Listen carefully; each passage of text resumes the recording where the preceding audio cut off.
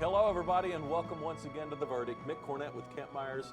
We're here every week, meeting interesting people and dealing with topical issues. And thanks for joining us, and we welcome back a frequent visitor. Yes, I'm glad you didn't say old friend, but a frequent visitor, Barry Tramel, is joining us again for the 17th time.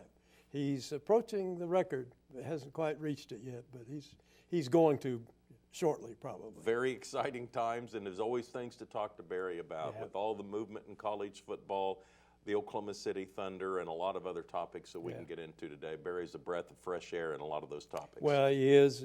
We think of him as Mr. Sports. Yeah. We'll get to it. You're watching The Verdict, and we'll be right back.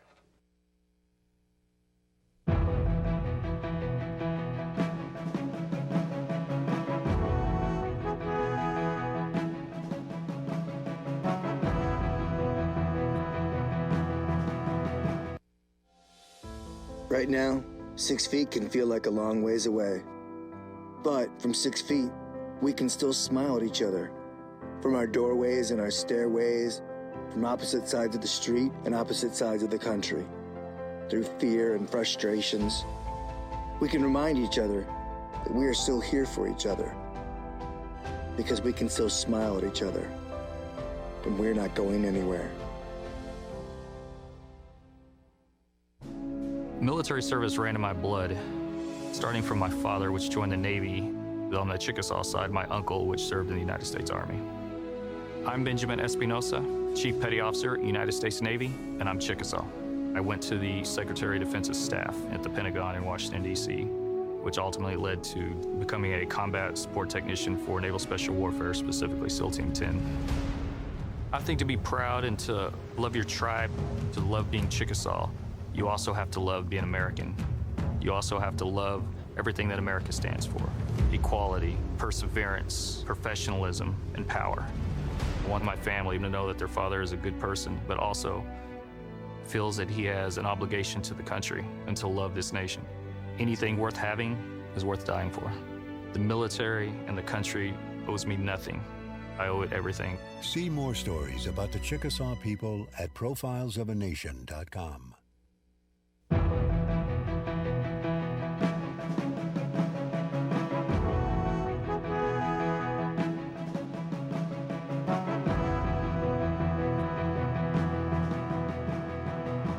Welcome back to the set of The Verdict. Mick Cornett with Kent Meyers. Kent's going to introduce today's guest.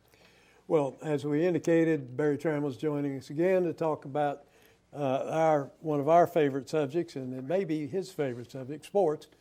Just kind of generally, we're going to talk about a lot of different aspects of it. Barry is, of course, an award-winning sports writer. I've introduced him now. This will be the 17th time. I don't even need notes anymore. He is with the Oklahoman. He's been Sportscaster of the Year or Sports Writer of the Year a number of times. He's in the Sports Hall of Fame here in Oklahoma.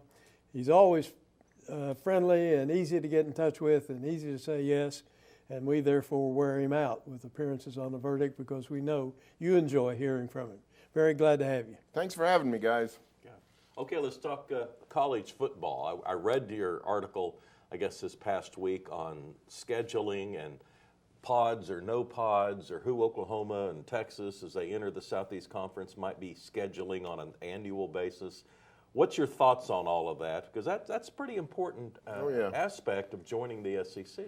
Yeah, of course, the Sooners go to the SEC now, we know, in 2024. And the SEC is it's got its own political stuff. They're still trying to determine their scheduling model. We think we know what it's going to be, but it's not finalized. But we think it's going to be a 9-game schedule, and everybody has 3 permanent opponents. You play every year, then the other 12 rotate 6 per year. So who's the 3 for each school? And it's a big jigsaw puzzle. Geographic considerations, historical considerations, and competitive considerations. But it seems pretty clear that the Sooners will get Texas and Missouri. Missouri needs a partner. Oklahoma first played Missouri 100 years ago, so that's a long-standing rivalry from Big 8 days. And so Texas, Missouri, and then I think it's going to be Florida. Because the Gators sort of need somebody. Wow. And the Sooners need somebody. Well, why wouldn't it be Arkansas or A&M? Well, because of competitive reasons. They're trying to make the schedule equitable. not too many heavyweights for the lower level, and not too many lightweights for the upper level. The SEC, the haves want to play a 9-game schedule. The have-nots want to play an 8-game schedule. So a compromise might be that to the have-nots is you each get 2 permanent opponents from your own subculture. So Arkansas and Missouri would be in the lower group, so it's not likely that OU would play both of them as permanent opponents. Which tier would Oklahoma and Texas be? Oh, they're in the upper tier. Heavyweight tier. It's basically Alabama, Auburn, Florida, Georgia, LSU, Texas A&M, Texas, and Oklahoma. The only squishy one is Tennessee. Tennessee's got a great budget, great tradition. They've not been doing much for the last decade. They had the breakout season in 2022, top 10 team. Josh Heupel really turned the Volunteers around, so that one's a little squishy, but you got to break some eggs to make an omelet, and that appears to be where we're headed, is some sort of breakdown like that. What jumps out at you about the other sports and how they're impacted? Well, basketball is going to be a little easier for the Sooners. SEC's a really good conference, lots of good teams, but the Big 12's just turned into a juggernaut. Everybody, the worst team in the Big 12 would be an upper division team in most other leagues. So it should be easier for the Sooners in basketball. Softball is going to be great for Patty Gasso. SEC is a powerhouse league, but scheduling has become a nightmare. The 16 Big 12 makes it tough on scheduling. People don't want to come to Norman to play, so she really struggles with the schedule. Schedule's made for her when she goes to the SEC. Baseball's going to be a bear. The Sooners had a great year in 22, making the College World Series finals, but everybody in the SEC is good. It's a big-time conference. So those are some of the issues. Women's gymnastics has become a huge thing at Oklahoma. Of course, they've won 4 of the last 6, I think it is, national titles. Very good gymnastics in the SEC. So KJ Kindler's team ought to step into that in stride and be fine. So it'll be culture shock in a lot of different ways, no doubt about it. Wrestling, gymnastics. Well, the men's gymnastics sort of it operates sort of independent of the Big 12 anyway. The schools that have, or the sports that have few participants in terms of schools across the nation, they sort of configure their own conferences. Like Big 12 wrestling has only 4 Big 12 schools. It has 8 other members in Big 12 wrestling. So maybe the Big 12 allows OU to stay in at wrestling, but in all likelihood, Oklahoma would go to the Mid-American Conference. That's where Missouri wrestled for 10 years after leaving the Big 12. Big 12 has since allowed Missouri to come back, so Missouri wrestles in Big 12 wrestling. This is kind of a weird season for the Big 12, though, this 2023, when they have these new teams coming in, but the old guard that are leaving, Oklahoma and Texas, are still in there. What was going on behind the scenes to have this giant league? Why did they bring those in without letting the other 2 out? Well, the money's the easy answer, but Oklahoma and Texas weren't crazy about this because they didn't really vote on the expansion. They didn't vote on who the new members would be. Whatever they do after OU and Texas leave, they're fine with, but they didn't like the fact that they had to share a season or potentially 2 with the newcomers. But the Big 12 did it because they wanted to get the newcomers here as quick as possible because they didn't want to have an 8-team league if OU and Texas leave early and you're left holding the bag without the newcomers here. So I can see both sides of it. It's just it's sort of one of the byproducts of conference realignment where it becomes heavy finances, heavy politics, and just people looking out for their own interest and not working together. I probably read this, but how will the postseason Big 12 conference football be decided? Will there be a championship game, and will there be 2 divisions? No divisions. We will have a championship game in 2023, but just straight standings, like the old American League in baseball. Just one league, 10 teams, or 8 teams in the old days. Top 2 teams go to the championship game. What's been your take on the transfer portal in college football and its effect on recruiting? Well, I think it's been kind of the opposite of recruiting. Yes, I think it's been very good for players, and I actually think so far it's been good for college football parity. We look at the people thought, all the big dogs will get all the best players, and maybe that'll eventually happen. But if you look at what we've seen, we've had 2 years of the portal, really. And in those 2 years, we've had more fresh blood in the college football playoff than ever before. Cincinnati makes it a year ago. This past season, TCU makes it and wins a game and goes to the title game. For the longest time, it was the close society. Alabama, Clemson, Ohio State, and Oklahoma, and once in a while, one of those would stumble and somebody else would step in, but we've actually had more parity with it. And the truth is, and you guys know this, the history of sports is anytime there's a new level of free agency, everybody cries, this is going to ruin the sport, and instead, the sport just goes, great guns. It helps things. We saw it with baseball in the 70s. We've seen it with the NFL in the 80s. We've seen it with the NBA in the last quarter century.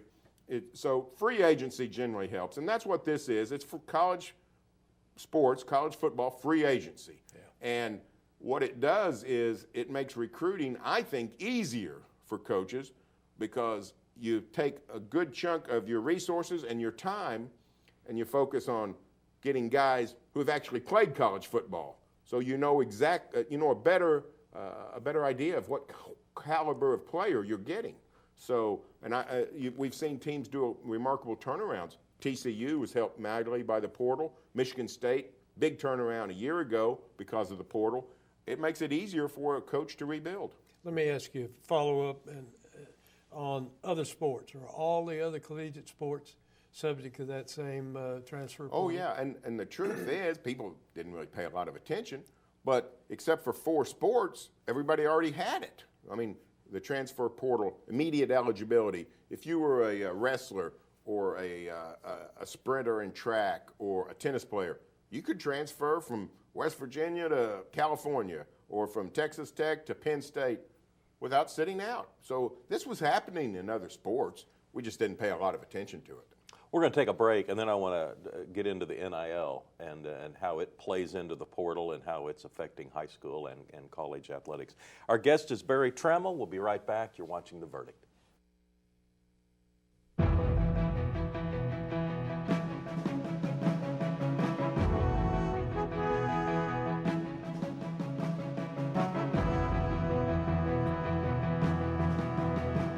At Whitten Burridge, we're litigators. That's all we do.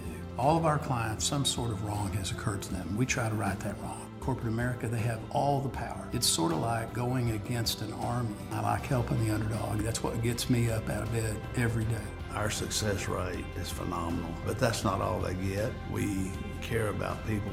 I'm very proud of what we've been able to do for our clients, and I'm looking forward to what we're going to do in the future. There's still a lot of wrongs that need to be righted. OU Law has a history and heritage that are unparalleled. At the University of Oklahoma College of Law, we empower our students to pursue the career of their dreams. We have the highest U.S. News ranking ever achieved by an Oklahoma law school. We are the first law school in the country to launch a college-wide digital initiative. And this year, our competition teams rank #2 in the nation. OU Law, generations of excellence, limitless possibilities. One of the best kept secrets about the post 9/11 GI Bill benefit is that it can be used at a trade school or a technical school, and it doesn't have to be used at a university or college. These are benefits that the veterans have earned through their service, and they should take advantage of it. Veterans really need to understand that there are many resources offered by the Oklahoma Department of Veteran Affairs. They're there to help you find the right school for you, the school that will help you and your family make great steps into your future.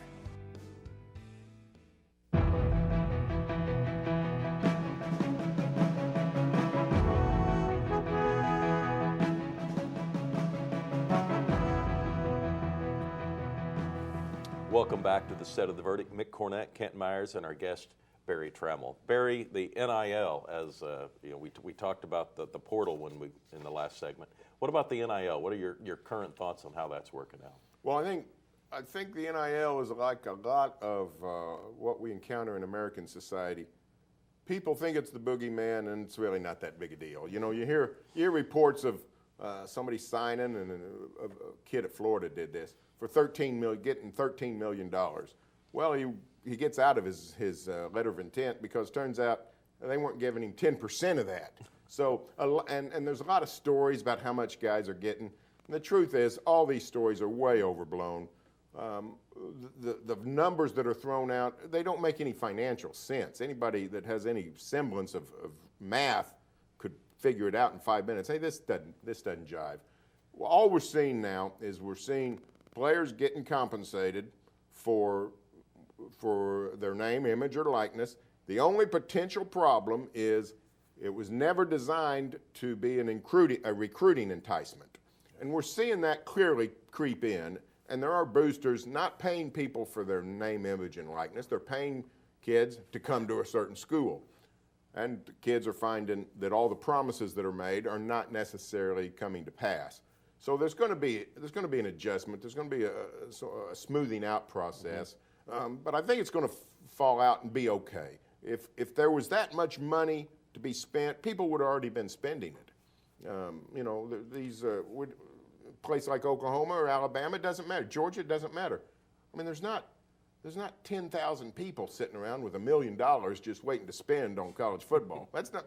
People got better things to do with their money, and most of them don't have that money. So to me, it's fear factor. People just worried because it's change. I think it's great that the players are getting paid, and I think it's great for schools because we've been talking about this for 40 years, paying players. Well, now the players are getting paid, and the schools don't have to do it. Now, by connection, some of their boosters are doing it, so it's potentially coming out of university pockets. Will we get to a point where a college player will decide not to come out and go to the pros because he's getting compensated somewhat at the college level? And I think we've seen that a little bit already. Gary Patterson tells the story down at TCU when he was still coaching. He said, I had a player that stayed because he could get a little bit of money. And the only reason he was going to go to the pros is help out his family. He got a little bit of money anyway, decided not to go. So I think we're going to see more of that. We've seen people like the Alabama quarterback, Bryce Young. He really did get $1 million. He's doing a Dr. Pepper commercial and other things. So some guys really do get big money. But for the most part, guys, they're getting a decent amount of money. And if it's somebody that's really just needs money, you've got more incentive to stay. Yeah, that NIL is name, image, likeness. You've got to have a certain track record or create a track record that would make anybody want to pay you for your name, your image, or use your name, image, or your likeness. So you've got to be kind of a top-level player. And here's the other thing that I've learned, and of course, us old guys, we learn all kinds of things. Some of the top NIL receivers in college sports are people we've never heard of. Social influencers on YouTube. A couple of gals at Fresno State were bringing in $500,000 as soon as this rule was passed because they've got so many followers on social media. And you think, well, Fresno State basketball, but it's some of it is independent of actual athletic production, and it's just what kind of a marketer you are. And we all know about, in particularly in major league sports and in entertainment and politics, everything. The people who know how to market have a step ahead. We're seeing that with NIL. Let's switch to the Thunder. What are your thoughts on how this season is? It's been great. We're back in the business of winning ball games. This is fantastic. We sat through 2 pretty dark years where, and maybe you'd say 1.5, because the Thunder was actually that first season 2 years ago. They were actually pretty competitive the first half of the year, and then SGA gets hurt, and they said, "Now let's just shut down Al Horford." So we've had it pretty good. We've had basically 1.5 years of some bad basketball, and we're out of the woods. I don't know if the Thunder will make the playoffs or the play-in game, but it's fun to be back in a pennant race. I have reversed. There for 1.5 years, I was reading the standings upside down. You look at the standing and you say, all right, the Thunder is now 4th from the bottom or 6th from the bottom. Yeah, let's get even lower for lottery balls. But now you're looking at, hey, they're up to 7th in the West or they're 10th in the West. So it's fun. Still the youngest team in the league. Great future. Got all those draft picks, but also all these young players. Josh Giddey has developed into a really good player. Santa Clara Williams is a phenomenal rookie. And maybe the best part of the potential is Chet Holmgren hasn't even got to take the court yet. So the Thunder's going to have a number 1 or number 2 draft pick next season. It just turns out he's already in town working out with them, recovering from that injury. So the future's bright, and we've just been so blessed for the history of the Thunder, just, you know, for the amount of years we've had a team to have that few dark seasons is pretty remarkable. College basketball, OU, OSU, what do you think? Well, I mean, it's they're in the Big 12, which means you can be really good and still be way down. So disappointing year for the Sooners, looks like not going to make the NCAA tournament. Encouraging year for OSU, looks like they will make the NCAA tournament, and that's really sort of the standard for these teams. Eventually, you want to get beyond that, where it's automatic you make the NCAA tournament, where, you know, making the Sweet 16 is sort of the goal. But you know, we've had sort of a boom and bust college basketball history here, particularly since Eddie Sutton and Kelvin Sampson have been gone. Lon Kruger had the great game, you know, the great year in 2016 with Buddy Hield, but for the most part, our basketball teams have been pretty mediocre. So if one of them can break through, make the NCAA tournament, that's a good sign. We'll see if the Sooners can improve next year, which would be their last year in the Big 12. And women's basketball. Great. Oh, my goodness, what a breakthrough. You know, Jenny Baranczyk, hired at OU a year ago, had a great first year, now having a great second year, potential Big 12 champion. They could win the Big 12 championship this year. And then OSU hires J.C. Hoyt, new coach, young gal from Kansas. Nobody saw it coming. They're in third place as we speak in the Big 12, going to make the NCAA tournament, breakout season, brought in transfers from the portal, not necessarily highly ranked players, but you know, if you're a good coach, the portal can identify good coaches, because bring in all these different people, put them together quickly and get them to mesh, sign of great coaching. That's what J.C. Hoyt's done at OSU. So future is very bright at both places. High school sports, some controversy about whether or not the private schools should be allowed in postseason competition. What are your thoughts on that? Well, the private schools have a distinct advantage. For years and years, we looked at the wrong direction. We kept thinking recruiting. They're recruiting great players. Well, maybe they are, but so is everybody else. I mean, when I was a kid, if I'd have came home when I was 8th or 9th grade, said, you know, I lived in Norman, Dad, I think I'm going to go to Moore High School because they really want me to come up there and play basketball. He'd have looked at me like I had 4 eyeballs. We weren't going to do that. Now that's common. So in the public schools, private doesn't matter. Everybody's moving. The advantage for the private schools is they're able to monitor their enrollment. They can control their enrollment so they can pretty much decide what class they want to be in. That's the key. You know, if you're Del City High School, anybody who walks through the door, you got to take them. It's not the case at McGinnis or Tulsa Kelly or any of these private schools. So my solution is everybody that controls their own enrollment bumps up a class automatically, just as sort of the penalty for being able to control your own enrollment numbers. We got about 30 seconds left. Well, quickly on shot clock in high school. Very much needed. We had the 4-2 game with Anadarko and Weatherford. Nobody likes that. Clearly it's coming.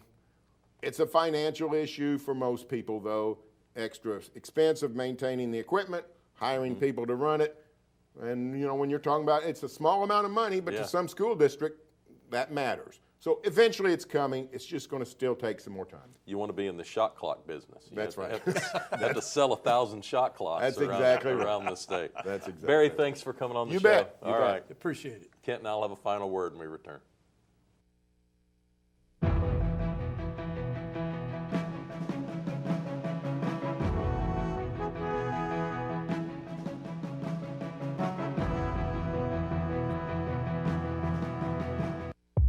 This is the epidemic of my generation. This is my HIV. This is my Black Plague. In the midst of one of our state's largest crises, Oklahomans are dying from this preventable and treatable disease on a daily basis. we believe there's hope. That little pill will cause destruction through your whole life. Watch the entire award-winning 9-part docuseries Killing Pain, made available by Fighting Addiction Through Education at killingpain.com. It used to be okay in hospitals. It used to be okay in movie theaters. It was okay in classrooms, restaurants, and airplanes. But thanks to a greater understanding of the dangers, that's not okay anymore. So now that we know secondhand smoke causes lifelong health problems, why is it still okay to smoke with children in the car? Bottom line, it's not okay. Let's get serious about protecting kids. Join the fight at stopswithme.com. All children deserve a life of hope and love, but sometimes they experience a life of pain, neglect, and abuse. When that happens, each child deserves all the quality assistance and representation that can be offered in our legal system. For more information, call 23-CHILD. Oklahoma Lawyers for Children, helping to bring hope and love back to the lives of abused children. You will always be mom and dad to me. You have children coming from a different lifestyle, different mindset. You have to open your arms and really do what you have to do to have that child become a part of your family. And if it's more patience, that's what you do. Kids gotta know they can trust you. And that's what we try to do with these kids.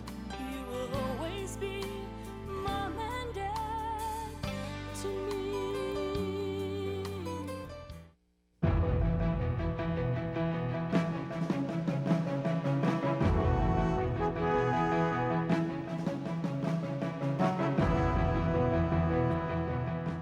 The times, they are a-changing. And Indeed. And sports is seeing a lot of change going on. Nobody can tell it better than Barry Tramel. That's right. It's hard to keep up with, who's in what conference, and then you got the impact of the portal and the NIL stories going on. I mean, these stories didn't exist, 10 years ago. No. There was so much more stability, and I'm not saying it was better then. It in many ways it feels better now, but things have really changed. I mean, the old Avery Brundage days of amateur athletics is long behind us, isn't it? Indeed, yeah. And we're better off for that. We've got a couple of websites to draw your attention to. First, you can get Barry and his co-workers down at the Oklahoman. You can see their website at theoklahoman.com. And we have a website, theverdict.tv. You can log on and tell us about a guest you'd like to see or a subject you'd like to see us address on a future show. That's going to do it. Our thanks to Barry Tramel. Kent and I'll be back next week. We'll see you then.